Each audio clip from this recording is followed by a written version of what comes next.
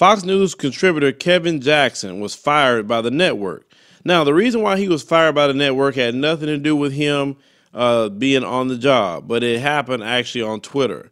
So he was criticizing the women that came out against Brett Kavanaugh, the Supreme Court justice nominee. And he called them lying skanks. This is what he called them. And immediately Fox, when they got wind of that, he lost his job.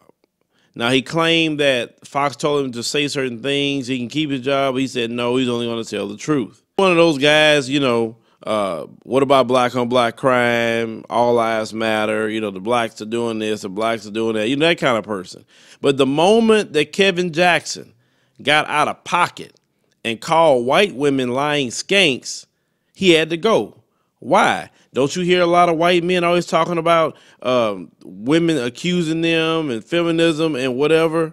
You hear them talking like this all the time, but then the guy that's speaking up on a network for you, you let that guy go?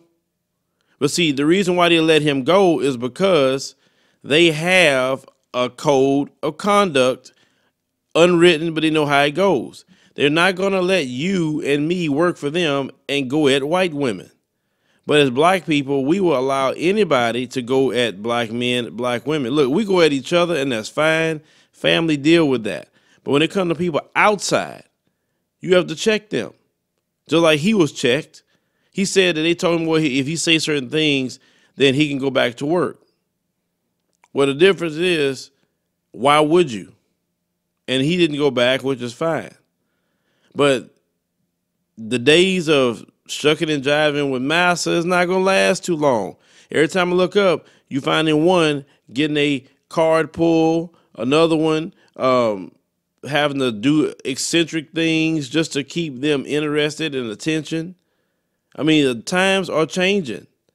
And Kevin Jackson now, he wants to start talking about Fox News and all the wrongdoing they have going on. But the thing is this, you chose, brother, to take that route. So you have to deal with whatever they do with you. And shucking and jiving does not have a long shelf life, especially in this day and time, because they're getting tired of y'all. They're getting tired of y'all. You need to make up and reconcile with your people instead of doing what you're doing on these networks, because that goes so far. And I know the little checks they're giving you was okay. You can't tell me they wasn't. But this is the thing. They're not going to allow you to talk crap on their women. They're not. And I'll tell you this, you're not going to come work here. I don't care if you were a person for some reason of a different race. You're not going to come here and trash black women. You're not going to come here and trash black men. It's just not going to happen. Now, you here to talk about racism and white supremacy? Do that. I was interviewing a guy the other day, and he wanted to start talking about Robert Mugabe in a negative light. I said, nope, nope, nope, nope, nope. We're not going to do that. Not on my show. We do not talk down on any brother or sister that's actually helped fight for the liberation of black people. Whatever you don't like about Robert Mugabe, he freed his people from the white supremacists that ran Rhodesia, because it used to be called Rhodesia.